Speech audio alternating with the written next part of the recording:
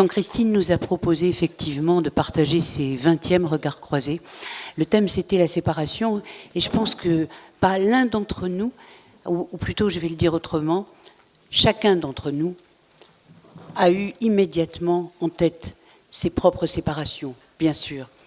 Et certains nous ont fait je ne sais pas comment dire, en tout cas la confiance de dire, d'autres seront plus pudiques, ce qui va être mon cas. Et par contre, avec Karl, quand on a entendu cette proposition, ça nous a amené ensemble le fait que la question de la dyade animal-homme, homme-animal, et la dyade maman-bébé, maman-enfant, parents, enfants, en tout cas ce qui vient faire famille, ce qui vient faire soutien, était une question qu'on pouvait porter ensemble sur le thème de la séparation. Donc voilà, elle nous est venue en l'honneur effectivement de ces fidèles regards croisés que nous avons eu le bonheur auxquels nous avons eu le bonheur de partager quelques séances, et en même temps de trouver ce point. Alors, je ne vais pas être debout, j'ai écrit parce que je serais beaucoup trop émue sur ce thème pour parler. Donc je me tiens à un papier. Donc comment je peux dire le plus... Voilà, de trouver ce point où quelque chose de précieux converge pour transformer peut-être la suite du chemin. Depuis longtemps, Karl et moi sommes convaincus de la philosophie de la réduction des risques, de celle de l'empowerment, de celle de la capacité d'agir des personnes dont nous nous occupons. Et nous avons porté toujours à ces jeunes un regard décalé, à ces jeunes en errance, à ceux qui se cherchent, à ceux qui se fuient, à ceux qui se perdent, comme dirait François Chaubeau. L'objectif porté par les dispositifs que nous soutenons, à la fois des CARUD, à la fois des XAPA, a toujours été à la fois de restaurer du lien, mais aussi d'inscrire notre relation d'aide et d'accompagnement en dehors des déserts humains, dans un espace où les jeunes et nous pouvons apparaître dans nos consistances, dans nos pluralités, car c'est à partir de ces différences que peut s'adresser vraiment une parole. Une parole, ça peut être ici, maintenant, dans l'immédiateté où pourtant les mémoires, les récits font demeure. Mario parlait d'appartenance. Oui, une parole, une mémoire dans un lieu peut faire demeure pour quelqu'un et peut faire appartenance. Parfois, ce sont des désirs d'avenir qui font oasis.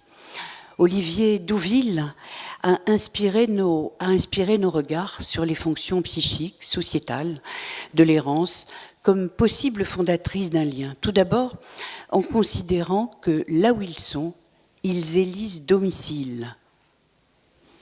Dans la rue, là est leur domicile. D'ailleurs, un grand programme de soins nouveau qui s'appelle un chez-soi d'abord a été fondé sur ce principe.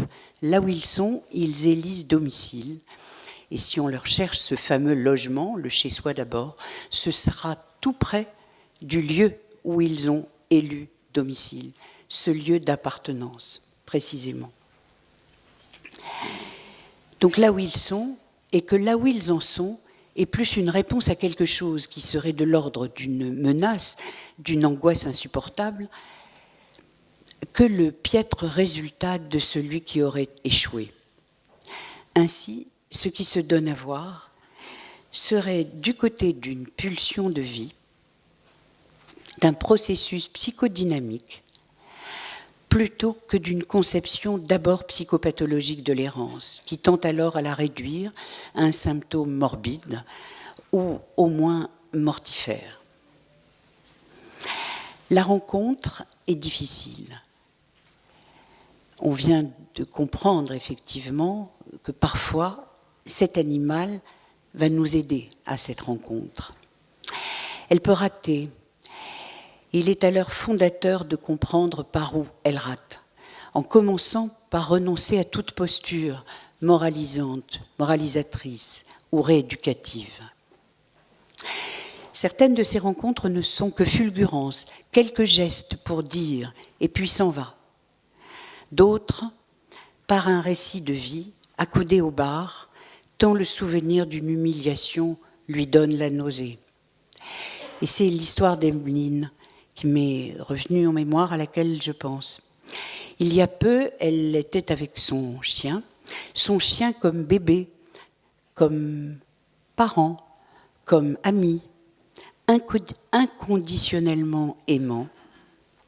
Lui, il n'aura jamais envie de la quitter, jamais envie de se séparer. Et elle n'aura pas besoin de se séparer pour qu'il grandisse. Plus tard, elle reviendra, le visage rehaussé de logs royaux. Elle est entourée de draps colorés d'où émerge la tête d'un petit bonhomme, Niels, au point de ne faire qu'une, comme peut-être celle que vous rencontrez dans le dernier des services que la Pléiade a créé, Préface. Et en l'honneur de Préface, quelques lignes d'un auteur que certains connaissent, Christian Bobin. C'est lui qui écrit. Elle est seule, c'est un hall de gare à Lyon-Pardieu. Elle est parmi tous ces gens, comme dans le retrait d'une chambre. Elle est seule au milieu du monde, comme la Vierge dans les peintures de Fra Angelico, recueillie dans une sphère de lumière. Les solitaires aimantent le regard. Elle est seule sur un siège en plastique. Elle est seule avec dans le tour de ses bras un enfant de 4 ans, enfant qui ne dément pas sa solitude. Elle est seule avec un enfant qui ne l'empêche pas d'être seule, qui porte sa solitude à son comble de beauté et de grâce. C'est une jeune mère. Les jeunes mères ont affaire avec l'invisible. C'est parce que ces jeunes mères ont affaire avec l'invisible que les jeunes mères deviennent bonnes à tout, bonnes à rien. L'homme ignore ce qui se passe. C'est même sa fonction à l'homme de ne rien voir de l'invisible. Christian Bobin, dans cette nouvelle intitulée « La part manquante », montre qu'entre un enfant et sa mère, ça marche.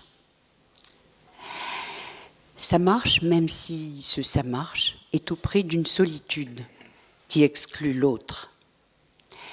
Et c'est même sa fonction à l'homme de ne rien voir de l'invisible bien sûr de cette solitude, de ce point d'énigme. Il décrit avec une précision clinique, je trouve absolument remarquable, l'univers indicible d'une mère et introduit cette question qui, pour Emeline et bien d'autres, ne va pas de soi. Qu'est-ce qu'une mère ? Qu'est-ce qu'un enfant ? Qui est-ce que je suis comme mère ? Quel est ce lien qui ouvre tant aux portes de la jouissance qu'à celle du manque, à celle de la panique de la perte, qu'à celle de la plénitude. Je vous éviterai, bien que ce point soit fondamental, Mario l'a évoqué, la question de la construction d'une solidité narcissique, celle des liens d'attachement précoce, celle de l'individuation. Je vous éviterai malgré tout le détour par Freud, non sans le nommer, puisque vous vous rappelez son célèbre Forda comme découverte fondatrice de la symbolisation, tout autant que de Lacan, qui ne sont pas ma langue, mais ma compréhension. Nous pouvons donc entendre de façon intéressante la traduction que Joyce McDougall a fait du concept winnicottien de mère suffisamment bonne. Elle propose, pour éviter les désastres d'une mère abandonnique ou seulement centrée sur l'enfant, une mère plus ou moins adéquate. Cette traduction montre bien que nous nous éloignons de la mère idéalisée. Ce plus ou moins renvoie à l'idée qu'elle est elle-même, comme sujet, prise dans le manque, et que l'enfant ne peut, ne doit, en aucune manière, boucher ce trou, devenir un objet de son existence, un bouchon, un petit bouchon. Depuis que Niels est là, elle a arrêté ses consommations itératives, sauf fumer. Mais c'est pas pareil, dit-elle. Elle est fière de l'amour inconditionnel qu'ils se portent, fiers de dire « je suis mère », la preuve, j'ai un enfant.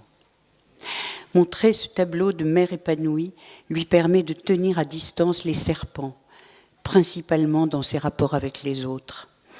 Mère à plein temps lui économise d'être une femme. Question qu'elle tentait de traiter par la prise de produits et plutôt encore par l'anorexie. La majorité de ces jeunes femmes en situation d'addiction, je dis bien en situation d'addiction, je ne parle pas là d'usage simple, voire d'abus. Vraiment, elles s'en rendent malades. Lorsqu'elles s'adressent à nous, enceintes ou avec un bébé ou un enfant, elles font état d'un passé traumatique. Il s'agit d'antécédents de maltraitance, enfants incestés, jeunes filles violées, impossible femme, impossible mère. Il s'agit d'une vie chaotique où la parole d'abord est impossible. Absence, attente sans mot dire, vide, bien souvent dans des répétitions de chaos transgénérationnel. À la pression de l'angoisse, elle a répondu par le pharmacon, remède et poison. Mais d'abord remède, solution, qu'elles ne peuvent arrêter sans retrouver un problème, ou tout aussitôt en substituer un autre, ce fameux bouchon, à l'angoisse. Ainsi, la question du désir d'enfant se situe entre opportunité de renaissance et culpabilité d'une maternité dont elle se sent indigne.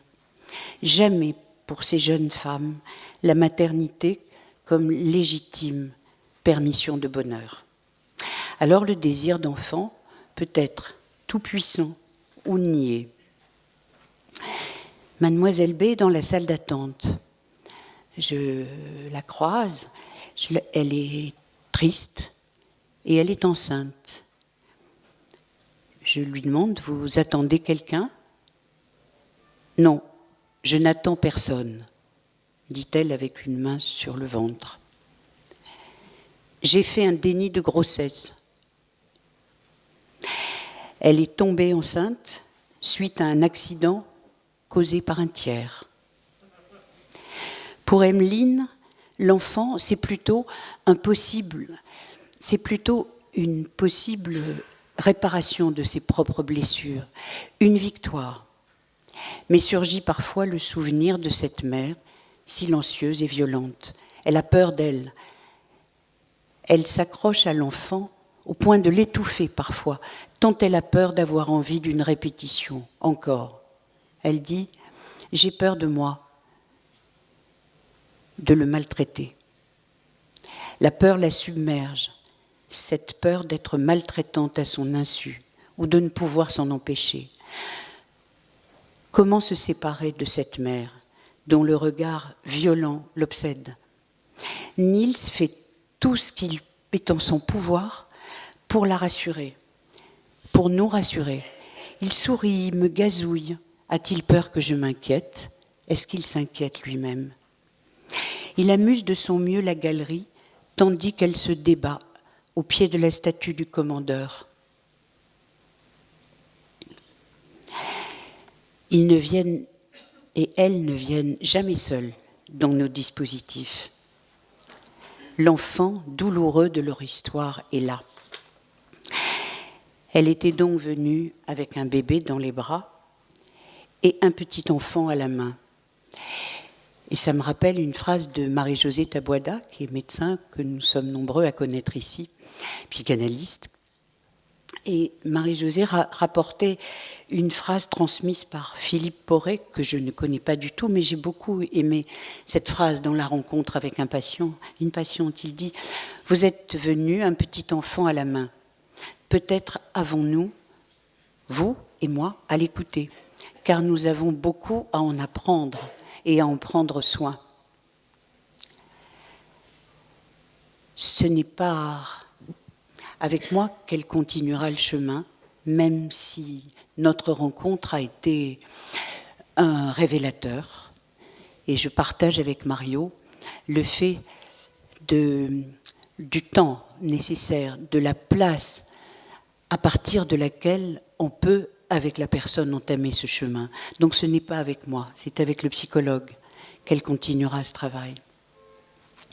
Mais nous avions dans un moment saisi où était la voie, le travail vers la réconciliation, pas avec sa mère, avec elle-même, et non pas dans l'oubli impossible de celle-ci.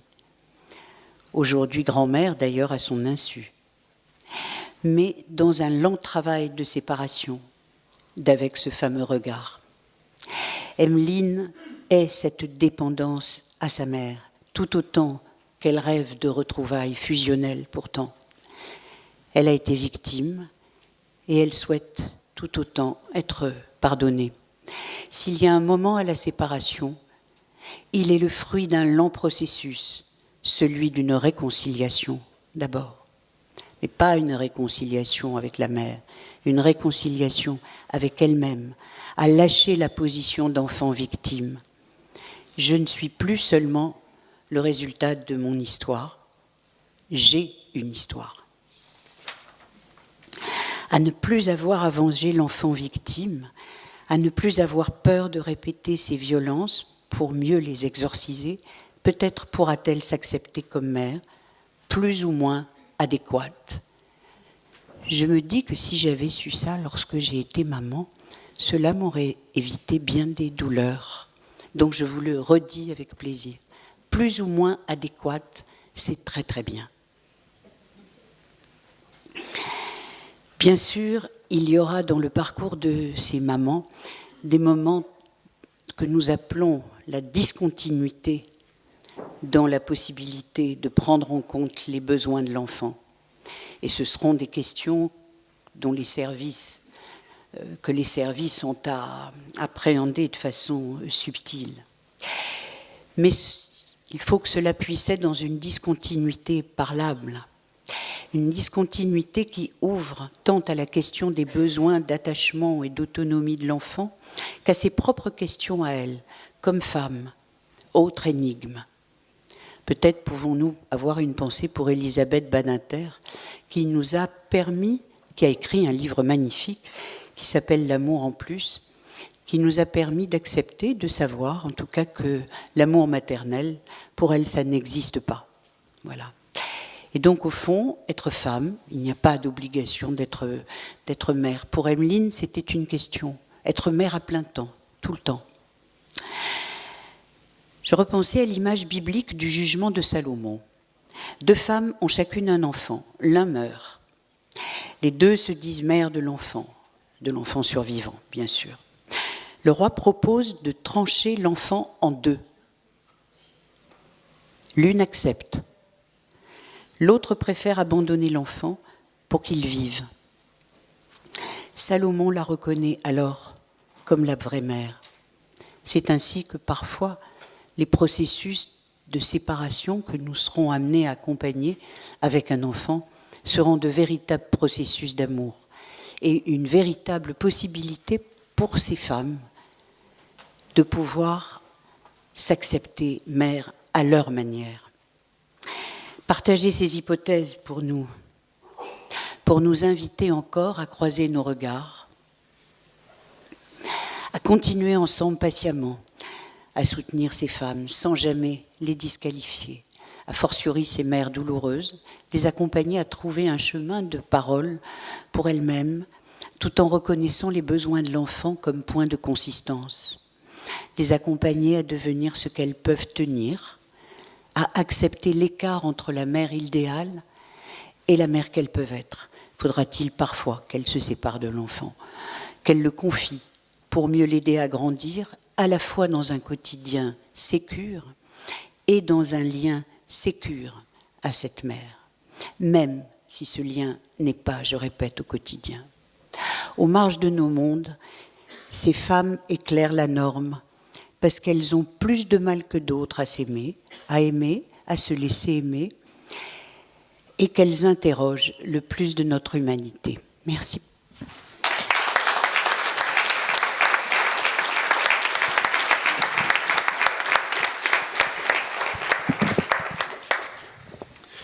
Merci beaucoup à tous les deux.